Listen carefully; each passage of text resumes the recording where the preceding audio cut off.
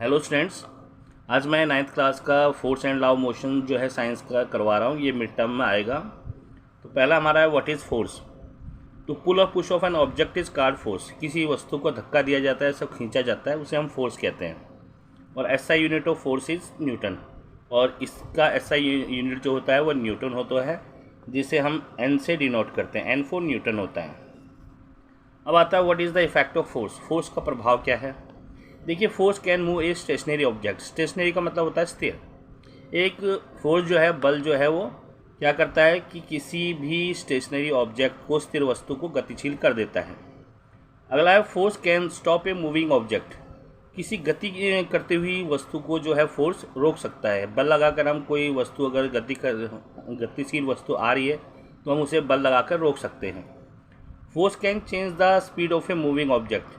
कोई moving object है, यानी गति करती हुई वस्तु है, उसे हम रोक सकते हैं। फोर्स कैन चेंज ये है force can change the speed of a moving object. तो हम क्या कर सकते हैं कि हम किसी भी गतिशील वस्तु की जो है वो स्पीड को चेंज कर सकते हैं। यानी कि अगर तेज़ी से आ रही है तो उसको हम उसकी स्पीड को जो है चेंज कर सकते हैं। Force can change the direction of a moving object. अगर कोई गतिशील वस्तु है, उसकी हम दिशा को बदल सकते हैं। Force can change the shape of a body. Body की आकृति को जो है वो फोर्स बदल सकता है। जैसे क्रिकेट खेलते हैं हम लोग, क्रिकेट खेलते समय बॉल अगर गेंद पर हम जोर से बैट मारते हैं, कई बार क्या होता है कि बॉल की शेप जो है वो चेंज हो जाती है। अगला आता है what is balance force. Balance force का मतलब होता है संतुलित बल। If the resultant of all the forces acting on a body is zero, then it is called balance force. यानी कि संतुलित बल का मतलब होता है जब किसी बॉडी पर लगाया गया सारा बल का जो परिणाम जीरो, शून्य आता है, तो उसे हम बैलेंस फोर्स यानी कि संतुलित बल कहते हैं। What is unbalanced force. Unbalanced force क्या होता है, असंतुलित बल कहते हैं इसे। If the resultant of all the forces acting on a body is not zero. तो दोनों की डेफिनेशन में कुछ भी डिफरेंस नहीं है। यहाँ पर जीरो आएगा और यहाँ पर नॉट जीरो आएगा। तो लर्न करने के लिए दोनों डेफिनेशन सेम ही हैं। अगर किसी वस्तु पर लगाए गए सभी बलों का परिणाम जीरो ना हो, तो it is called unbalance force. इसे हम असंतुलित बल कहते हैं। अब नेक्स्ट क्वेश्चन है हमारा कि व्हाट इज़ द न्यूटन जो फर्स्ट लॉ ऑफ मोशन। देखिए, न्यूटन्स के फर्स्ट लॉ, सेकेंड लॉ और थर्ड लॉ, तीन लॉज होते हैं, काफ़ी इंपॉर्टेंट है, एग्जाम्स में पूछे जाते हैं। तो व्हाट इज़ द न्यूटन जो first law of motion. Newton का फर्स्ट लॉ ऑफ मोशन क्या कहता है।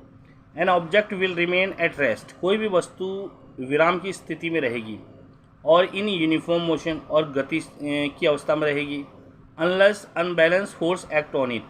जब तक इस पर कोई अनबैलेंस बल ना लगाया जाए। अगर वो कोई वस्तु अगर रखी हुई है तो वो वैसे ही रहेगी जब तक उस पर कोई अनबैलेंस फोर्स नहीं लगाया जाता है। या फिर वो कोई गतिशील वस्तु तब तक गतिशील रहेगी जब तक उसे रोकने के लिए हम कोई असंतुलित बल नहीं लगाते हैं। अब न्यूटन जो second law of motion, Newton का सेकेंड लॉ ऑफ मोशन क्या कहता है। On applying A force of an object. किसी वस्तु पर बल लगाने पर असलेशन इज प्रोड्यूस। असलेशन जो है यानी कि त्वरण उत्पन्न होता है, which is directly proportional to the force. Force के डायरेक्टली प्रोपोर्शनल होता है। अगर असलेशन बढ़ेगा तो फोर्स भी बढ़ेगा, असलेशन घटेगा तो फोर्स भी घटेगा। And inversely proportional to the mass. यानी कि असलेशन जो है वो इन्वर्सली प्रोपोर्शनल टू मास के होता है। यानी कि असलेशन यानी कि त्वरण अगर बढ़ता है तो मास घटता है, और त्वरण घटता है तो मास बढ़ता है। यानी कि देखिए, डायरेक्टली प्रोपोर्शनल और इन्वर्सली प्रोपोर्शनल में क्या अंतर होता है। जब भी आपको ये दो टर्म्स दी होती है, डायरेक्टली प्रोपोर्शनल का मतलब होता है अगर एक चीज़ बढ़ रही है तो दूसरी भी बढ़ेगी, और एक चीज़ घटेगी तो दूसरी भी घटेगी। अब ए का फार्मूला होता है एफ अपॉन एम। अगर ये ऊपर एफ का मतलब होता है a is directly proportional to f, m a is inversely proportional to m. इसको हम f equal to m a लिखते हैं फार्मूला। इस फार्मूले का प्रयोग करके हम न्यूमेरिकल्स को सॉल्व करते हैं। तो हमारा नेक्स्ट क्वेश्चन आता है what is Newton third law of motion. तो न्यूटन्स का थर्ड लॉ ऑफ मोशन क्या कहता है। In every action there is always an equal and opposite reactions. अगर हर एक क्रिया के लिए एक समान और विपरीत अभिक्रिया होती है। यानी कि in every actions there is an equal and opposite reaction.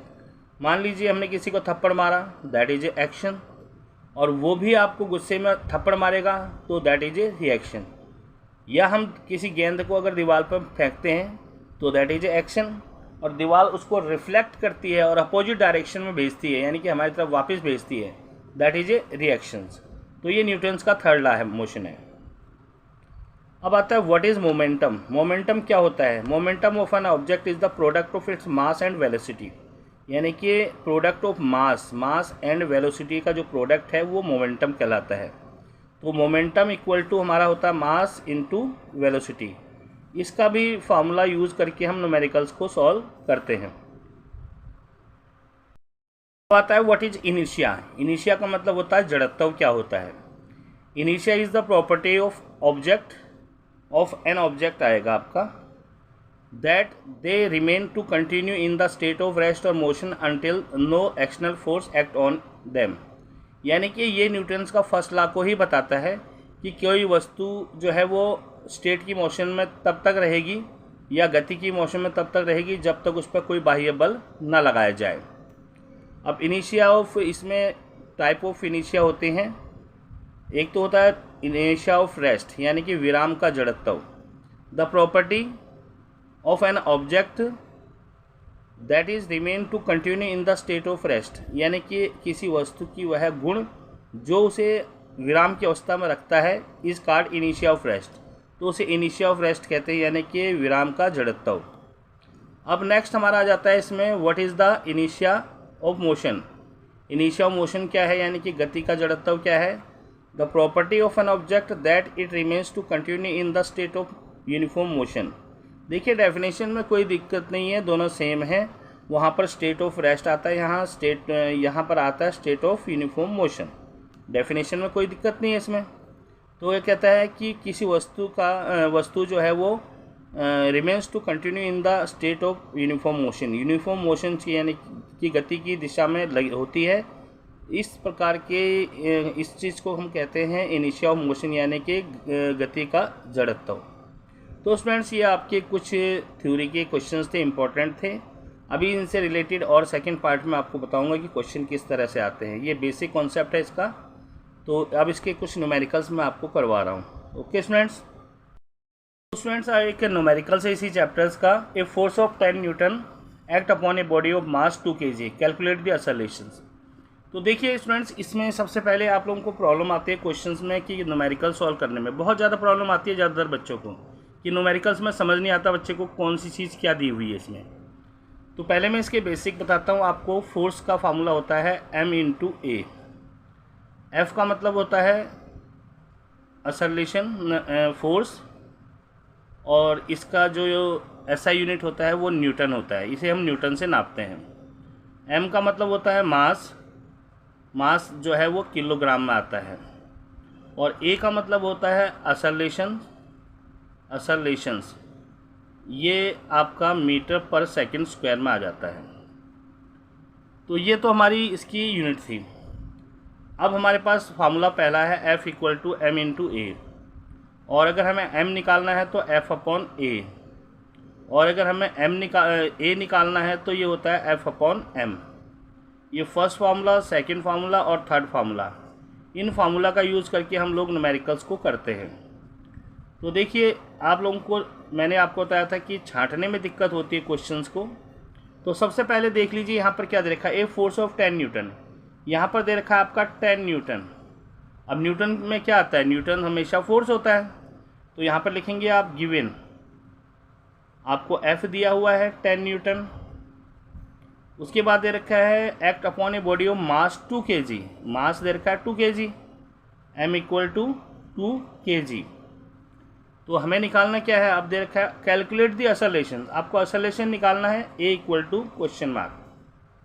तो एक्सेलरेशन निकालने के लिए हमारे पास फार्मूला होता है वी नो दैट, हम जानते हैं वी नो दैट। एक्सेलरेशन का फार्मूला मैंने आपको ये लिखवा रखा है, a equal to f upon m. तो हमारे पास ही आ जाएगा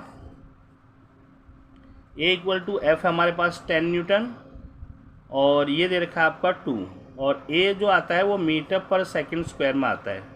2 से 10 को कैंसिल करेंगे तो 5 आ जाएगा। ए हमारा आ जाएगा 5 metre per second square.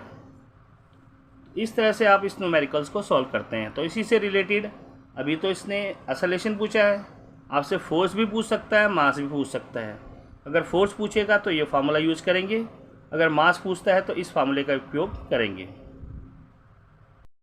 Friends हमारा नेक्स्ट क्वेश्चन है। नेक्स्ट क्वेश्चन में आपको एक फार्मूला यूज और करना है। एक्सेलरेशन होता है v minus u upon T, तो ये फार्मूला भी यूज होता है इसमें। और दूसरा फार्मूला मैंने बताया था आपको a equal to f upon m, ये फार्मूला भी यूज होगा इसमें।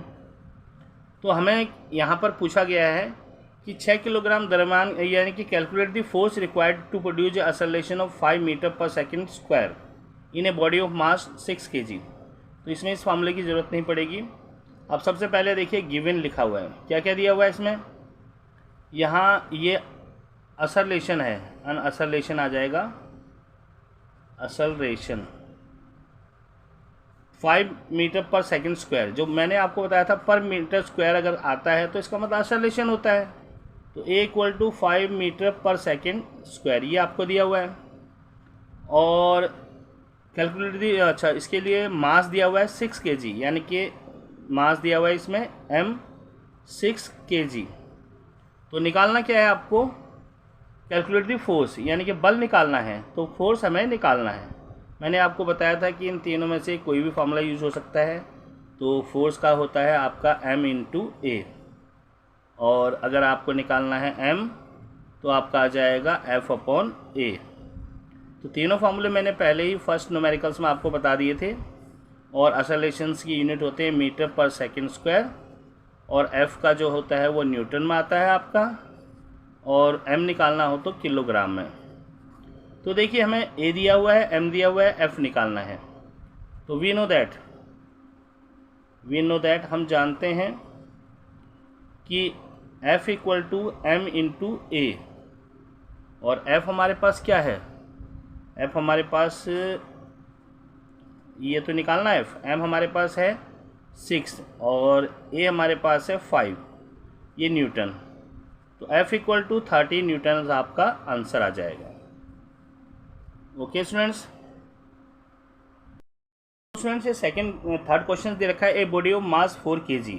देखिए मास दे रखा है 4 kg, is moving with a velocity of 5 metre per second square, 5 metre per second. तो ये दे रखी है कि इस गति से चल रहा है। If the force of 12 Newton, force दिया हुआ है 12 Newton, is applied on it, what will be the velocity after 1 second, और टाइम दे रखा 1 सेकेंड। तो देखिए इसमें सबसे पहले तो हम लिखेंगे गिवन क्या क्या है। गिवन में सबसे पहले देखिए यहाँ पर मास दे रखा है 4 kg, m equal to 4 kg, mass हो गया 4 किलोग्राम, और 4 मीटर पर सेकेंड दिया है। अब हमारे पास देखिए u और v, ये u का मतलब होता है इनिशियल वेलोसिटी, और हिंदी मीडियम वाले लिखेंगे इसे आरंभिक वेग, और v का मतलब होता है फाइनल वेलोसिटी,